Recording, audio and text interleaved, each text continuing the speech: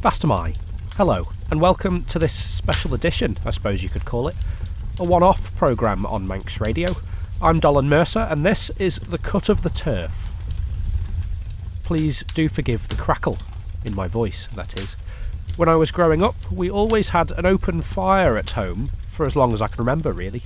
My parents would burn coal or wood, so especially at this time of year, a crackling hearth is synonymous with home, comfort, family, familiarity and safety.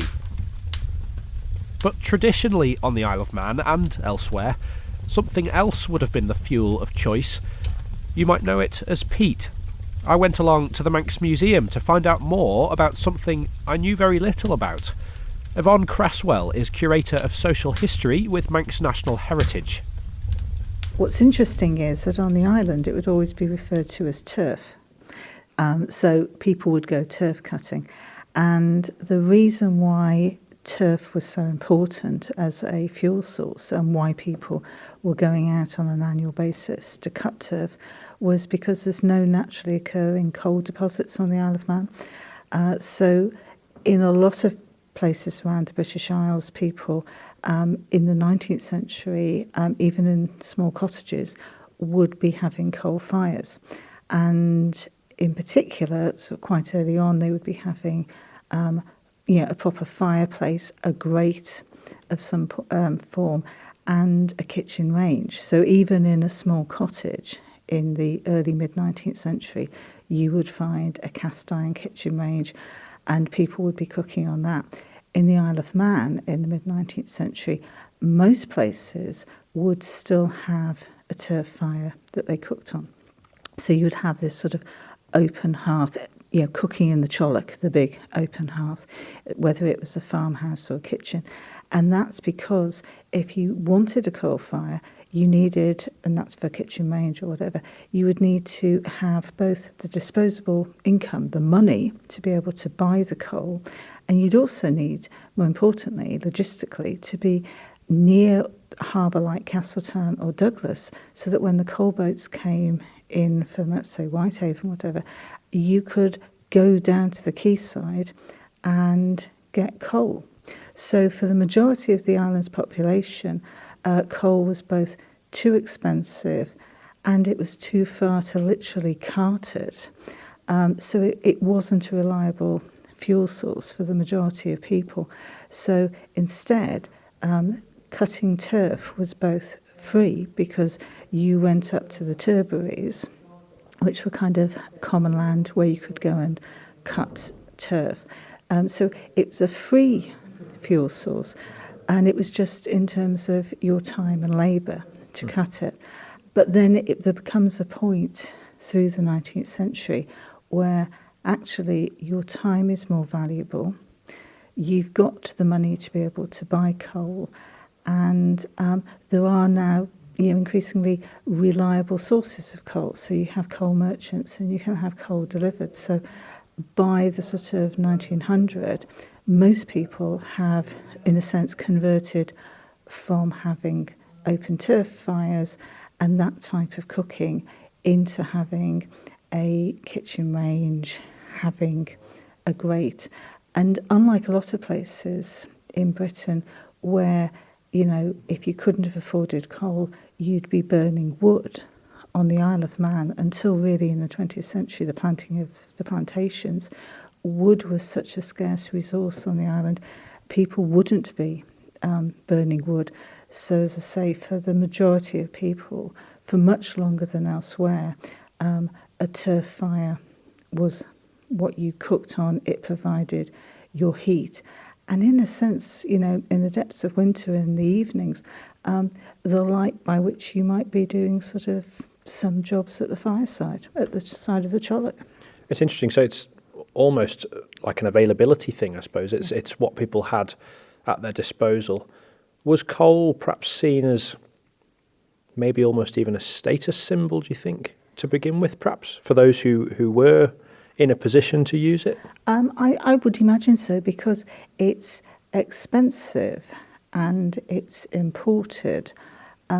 So you are reliant on sort of when the coal boats are coming in, and as I say, being close enough to any of the island's harbours to be able to go and collect coal. And also, the cottages and the farmhouses had, probably not all of them, built with a chollock. A chollock is almost, something that's built in, because the very early cottages would have had just an open fire and a sort of a hole in the roof, like the black houses in places like Scottish Highlands and Islands, where the smoke would find its own way out. You actually read in some of the sort of the tours and descriptions of the Isle of Man in the sort of late 18th century, people talking about chimneys being put into the cottages, and this is almost like a new innovation. So, as I say, it's a sort of a constant sort of evolution. I mean, the thing that fascinated me, that you would think, having a kitchen range put in, it's about making cooking easier for people. Actually, it's a safety issue. Next to childbirth, the second cause of premature female death was what was called hearth death, and that is where people have actually basically burnt to death because their skirts have caught on an open fire, and they've died. So a kitchen range, I mean, initially it's a status symbol. It's also, as time goes on, it would make it easier, and you've got a better variety of ways of cooking. But ultimately, it's actually a much safer way of being able to cook in a cottage or farmhouse.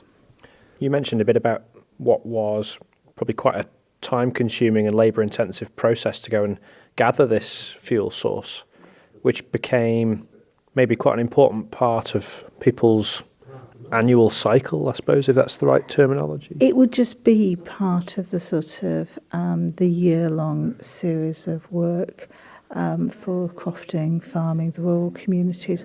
Basically, what you're looking at is on the 1st of May, you would go out and you would mark out the area you're going to cut. Traditionally, what would happen is the top layer of the turf, which has got the grass, would be cut, rolled back. You would then cut the turf with a special turf spade, and what are basically almost like blocks of turf are taken, laid in piles at the side to basically dry out over the summer.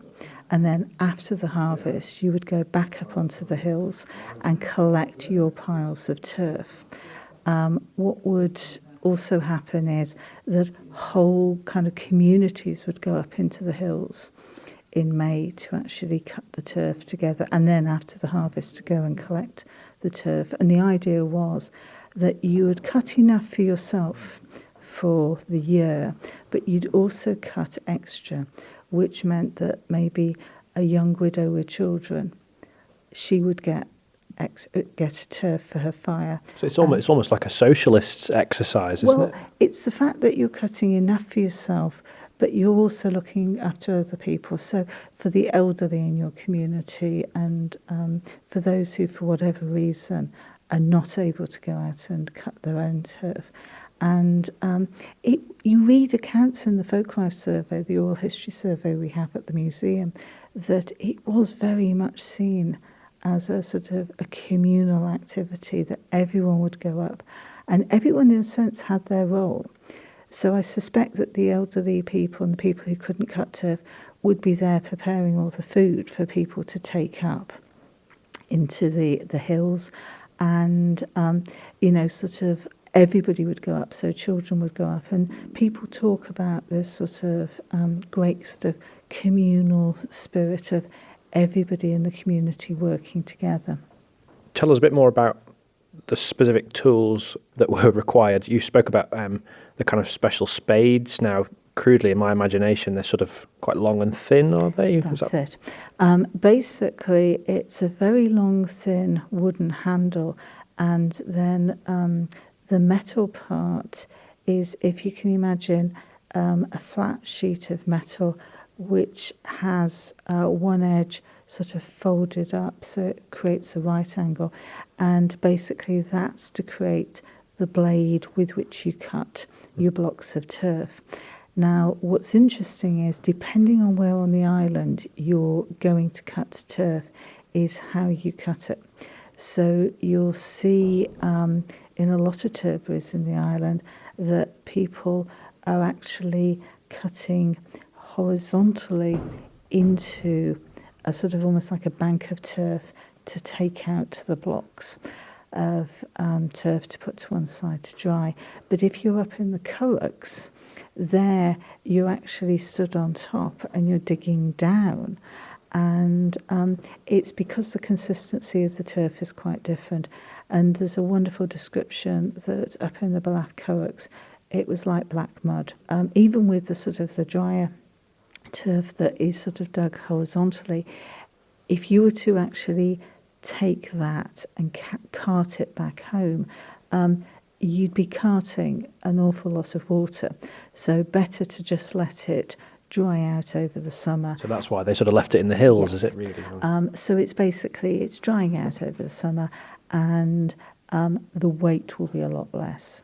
So it's quite a physical, strenuous exercise at several stages, really, in the kind of gathering process, if you like. Do you think that's part of the reason why it's maybe gone out of fashion a bit? I think it was the fact that when people had very little in the way of money, when, you know, sort of, it's not, I wouldn't say so much that it's purely sort of self-sufficient, but when you are trying to save your money for paying your rent and for things like that, any jobs that you can do in exchange with other people, and equally well, any jobs that you can do for yourself. So most people in, let's say, the up to the mid-19th century, maybe a bit later, most people would basically thatch their own roof, do the repairs.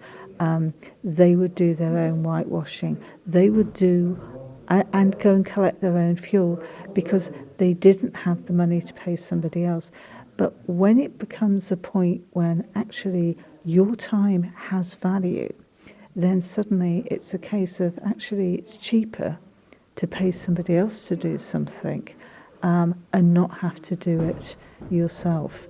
And it's interesting how in so many things it's that transition point, and different things at different times suddenly become more cost effective to pay somebody else. And you could actually say, you can see something like that in the clothes that we wear.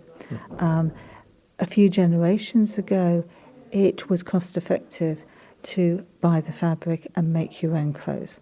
And then it comes a point when actually it's much more cost effective to pay somebody to make your clothes, or, you know, by the time you can go to a shop and buy clothes. It's interesting that sort of with something like the dressmaking, if it's still cheaper for you to do it yourself, people will still do things for themselves. But we're now curiously moving into a stage where people are more interested in the idea that rather than anything being, oh, I have to do that and it's a chore, actually it's becoming a case of, oh, that's actually something enjoyable and I'd like to do it just for the sake of doing it. Another example might be growing vegetables. There's a point where people were growing their own food because it was more cost effective, and then there comes a point when actually, because of the work you're being paid for, it's far cheaper to go to a shop and to buy the food. In the early mid-19th century, the people in, let's say, places like Cregnish, they would have had a croft, a bit of land where they can be growing crops, but they'd also be part-time fishermen. By the end of the 19th century, a lot of them were full-time fishermen. So whereas their fathers and grandfathers would have been doing several different jobs, by 1900, you know, those who were actually going to the fishing were doing it all the time. So it wasn't cost effective to then be saying, oh yes, and when I'm not on a fishing boat, I will thatch my roof and I'll do this and I'll do that. And I think that you can see that sort of ongoing change through a lot of communities on the island. That was Yvonne Cresswell, Curator of Social History at Manx National Heritage, telling me all about turf, or peat as you may know it. Little did I know there are still rather a lot of peat reserves around the island. Much of the uplands are covered in it, in fact. However, it's thought nobody's ever properly measured exactly how much there is left. Manx Wildlife Trust is looking for volunteers to do exactly that, thoroughly survey the Manx countryside, documenting what's there. There are all sorts of reasons for this, I'm told. A year-long project was launched in September, coordinated by Sarah Hickey, who's the charity's Mires and volunteering officer. Not long after the launch, Sarah met with me up in the hills to explain what the project involves and why it's important. So we're standing just near Mountain Box up in the hills. We're surrounded by acid grassland type habitat, looking out in all directions. Quite a good view today. It is pretty scenic, and we were just saying off mic we're a bit lucky with weather today, which you might not always be. You've had plenty of experience in worse conditions. Yes, absolutely. In the middle of winter it can be quite bleak up here, and visibility can be quite poor, but today we're lucky we've got a good view. Manx Wildlife Trust, to a lot of people's knowledge, is concerned with maybe flora and fauna. It's quite a crude description. Your interests lie under the ground. Tell us a bit more. Okay, so yes, initially I'm looking at peat. So the upland peat on the Isle of Man has never been mapped before in any great detail. So small projects have been done, but never the whole upland area. Now we're looking at how much peat we have, because peat is a valuable store of carbon. And with growing awareness of climate change, we need to protect our carbon stores. So if the habitat on the peatlands is in good condition, then it's a really good carbon sink. It traps lots of carbon in the sphagnum mosses and deposits it in the peat layer, and it's not released again. However, if the vegetation is in a poor condition, the peat and the carbon from the peat can be lost to erosion quite easily. So we're looking at the peat initially, but then looking at restoring habitats to protect that. Is there reason to believe we've got a particularly high or a particularly low amount of peat on the island? It's never been studied before, really. So that's the initial study that I'm doing, is mapping the upland peat, how far it goes in the uplands and how deep it is. I've so far in my study I've discovered peat of a depth of 2.6 metres, so it's quite deep, but then other places it's quite shallow. So again, without mapping it, we don't know how much we've got. We'll come back to the project shortly, and I believe we're going to have a bit of a demonstration of what sorts of things you do, but peat's got kind of a cultural importance, I guess, on the Isle of Man and elsewhere. Mm-hmm. Yes, that's right. Historically, peat was cut on the mountain for people to use as fuel, and that happened for quite a long period of time, and indeed is still happening in some other countries, although it's largely been stopped now that the value of peat has been recognised. But it has led to problems with erosion in certain places, along with other land use management issues to do with the peat. Yeah. So talk us through the process, because you're basically looking for helpers. That's the reason we're here, and I presume this is the kind of thing they'll be doing. Talk us through. Tell us what happens. Initially, I go up in the hills. I plan an area to map, and I want to make a rough grid pattern of depth measurements. So I will, using a GPS, mark my waypoint, which gives me a grid reference. I'll then note that grid reference down and take 3 depth measurements. Now the reason for 3 depth measurements at each place is so that in case we hit a stone or a piece of wood in the peat, it's to give a good average reading of the depth of peat. And once that's all noted down, we move on to the next site. So really, volunteers would be useful to be a scribe or to assist with the depth measurements, and it just speeds the whole process up. Or some people might, if they feel like once they've had some training, they might feel able to go and do some sample measurements themselves. So are you looking for people with any prior skills or experience? Or so if somebody wants to come and assist, they don't really need any prior skills and experience. They'll be with me and I'll help them with what they need to do. If they want to go out independently, they will need some training first, and ideally they will be familiar with how to navigate in the hills. So can we have a bit of a demonstration, and I'll try and kind of describe what's going on. So we've got what can only be described as an orange, it looks a bit like a pogo stick, but without the bottom, which you've pushed into the floor, and you're now going to measure how far in it's gone. Yeah, this is a fairly shallow area of peat, but I'm just measuring. So the first measurement there is 45 centimetres. So nearby I just take another measurement. Sometimes, like just now, you hit a stone, so you have to try again. And there's another one. I heard that one. Yeah. Okay. 52. So peat, a good depth of peat is anything over 40 centimetres. Right. And deep peat is anything over a metre. So we have got a fair few areas of deep peat so far that I've already measured. Yeah. And what kinds of things will affect how deep it is? Is it to do with whether people have been here digging for peat before, perhaps? Well, this is the interesting thing. Obviously if people have dug the peat, that will affect the depth.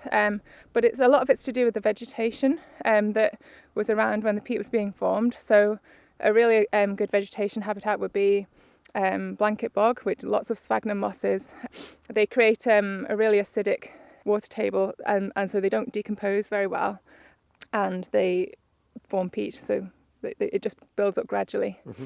So other things that affect it are the slope and the direction as well. So north-facing slopes tend to accumulate peat more, northwest facing. However, from the measurements I've done so far, it doesn't seem to follow the expected pattern on the Isle of Man. So normally you would expect flat areas to accumulate peat more. However, I've found some quite deep peat on slopes and less deep on the flat surfaces. So again, that's unclear whether that's due to historic digging or just different factors.